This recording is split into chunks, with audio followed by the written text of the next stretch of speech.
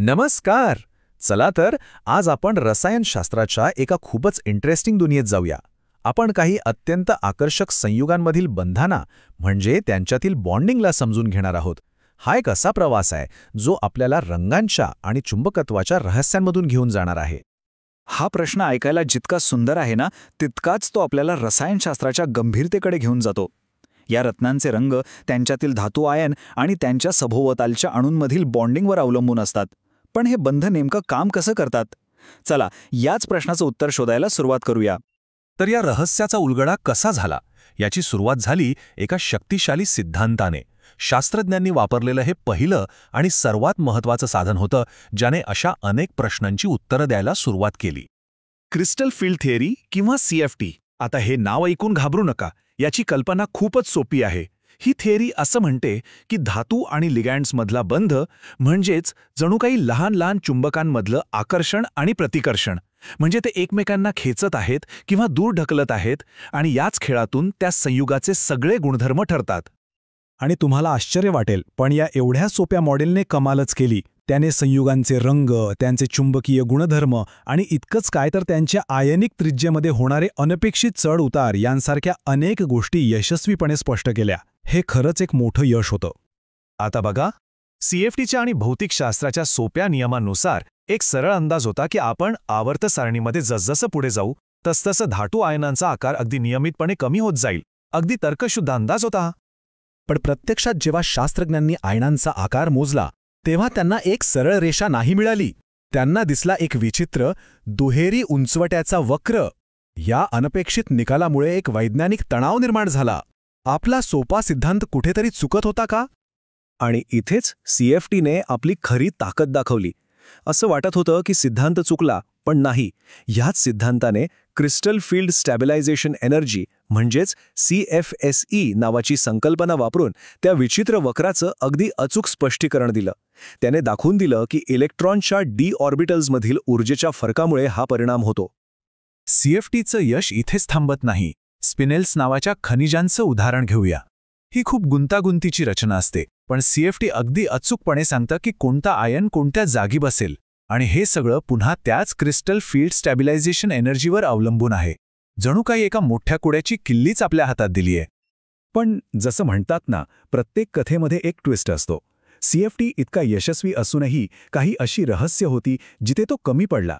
आता या कथेतील संघर्षाकडे वळूया. तर मग काय होत्या या मर्यादा? सगळ्यात मोठी अडचण म्हणजे हा सिद्धांत मानायचा की बंध हे 100% आयनिक आहेत, म्हणजे इलेक्ट्रॉनची काही देवाणघेवाणच होत नाही. पण प्रत्यक्षात तसं नव्हतं. त्याने पाय बॉन्डिंगसारख्या महत्त्वाच्या गोष्टीकडे पूर्णपणे दुर्लक्ष केलं आणि काही रंग फिक्के तर काही गडद का असतात हेही तो सांगू शकला नाही. आणि मग शास्त्रज्ञांना असे पुरावे मिळू लागले ज्याकडे दुर्लक्ष करणं अशक्य होतं. आधुनिक तंत्रज्ञानाने हे स्पष्टपणे दाखवून दिलं की धातू आणि लिगँडमध्ये इलेक्ट्रॉन खरंच शेअर होत होते. आता CFTच्या मूळ पायावरच प्रश्नचिन्ह निर्माण झालं होतं. मग ह्या सगळ्या प्रश्नांवर उपाय काय? इथेच एका नवीन, अधिक प्रगत सिद्धांताचा जन्म झाला, ज्याने CFTने दुर्लक्ष केलेल्या सगळ्या पुराव्यांना एकत्र आणलं. याचं नाव आहे मॉलिक्युलर ऑर्बिटल थेअरी किंवा MOT. आता ही थेअरी बंधांकडे बघण्याचा दृष्टिकोनच बदलते. ती म्हणते की जेव्हा अणू एकत्र येतात तेव्हा ते आपापले ऑर्बिटल्स विसरून संपूर्ण रेणूसाठी नवीन सामायिक ऑर्बिटल्स तयार करतात, म्हणजे एक टीम तयार करतात. तर MOT काम कसं करतं? सोप्या भाषेत सांगायचं तर ते धातू आणि लिगँडच्या ऑर्बिटल्सना एकत्र आणतं आणि त्यातून बॉन्डिंग, नॉन बॉन्डिंग आणि अँटी बॉन्डिंग असे नवीन ऑर्बिटल्स तयार होतात. आणि सगळ्यात महत्त्वाचं म्हणजे यामुळं आपल्याला सिग्मा आणि पाय दोन्ही प्रकारचे बंध कसे तयार होतात हे समजतं. आणि हा पाय बॉन्डिंगचा मुद्दा खूपच महत्त्वाचा आहे. MOTने हे स्पष्ट केलं की काही लिगँड्स जसे की CO धातूकडून इलेक्ट्रॉन घनता खेचून घेतात, ज्यामुळे ऊर्जा अंतर वाढतं.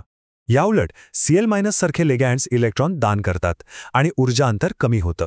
ही गोष्ट CFT कधीच समजावू शकली नाही. आता परत येऊया आपल्या मूळ प्रश्नाकडे, रंगांचं रहस्य. आठवतंय? CFTने रंग का दिसतात हे सांगितलं, पण ते फिके आहेत की गडद हे नाही. MOTने यासाठी चार्ज ट्रान्सफर ही संकल्पना आणली. यात इलेक्ट्रॉन फक्त धातूच्या ऑर्बिटल्समध्ये नाही तर थेट धातू आणि लिगँडमध्ये उडी मारतो. आणि या उड्या खूप जोरदार असतात, म्हणूनच आपल्याला पोटॅशियम परमॅंगनेटसारखे एकदम गडद चमकदार रंग दिसतात. तर मग ह्या सगळ्याचा अर्थ काय? कोणता सिद्धांत बरोबर आहे? खरं तर याकडे बरोबर चूक असं बघण्यापेक्षा आपण असं पाहू शकतो की आपल्याकडे वेगवेगळ्या कामांसाठी वेगवेगळी साधनं आहेत. ही स्लाइड आपल्या संपूर्ण चर्चेचा एक मस्त सारांश आहे. बघा, व्हॅलेन्स बॉन्ड थिअरी व्हीबीटी ती सगळ्यात सोपी पण मर्यादित होती. मग आली सीएफटी, जिने रंग आणि चुंबकत्वाबद्दल सांगितलं पण ती अपूर्ण होती. आणि शेवटी एमओटी, जी थोडी गुंतागुंतीची आहे पण आपल्याला सगळ्यात अचूक आणि संपूर्ण चित्र देते. प्रत्येक सिद्धांताने विज्ञानाला एक पाऊल पुढे नेलं. आणि हेच तर विज्ञानाचं सौंदर्य आहे, नाही का? विज्ञान म्हणजे काहीतरी अंतिम सत्य शोधून काढणं नाही, तर आपल्या समजुतीला सतत चांगलं, अधिक अचूक बनवत राहणं. सोप्या कल्पनांपासून सुरुवात करून नवनवीन पुराव्यांच्या आधारे आपण अधिक प्रगत विचारांपर्यंत पोहोचतो. आपण एका साध्या आकर्षणाच्या कल्पनेपासून ते गुंतागुंतीच्या मॉलिक्युलर ऑर्बिटल्सपर्यंतचा प्रवास पाहिला. पण कथा इथेच संपत नाही. वैज्ञानिक शोध हा एक अविरत चालणारा प्रवास आहे. मग विचार करा, रासायनिक बंधांबद्दलची आपली समज भविष्यात आणखी कोणती नवी उंची गाठेल?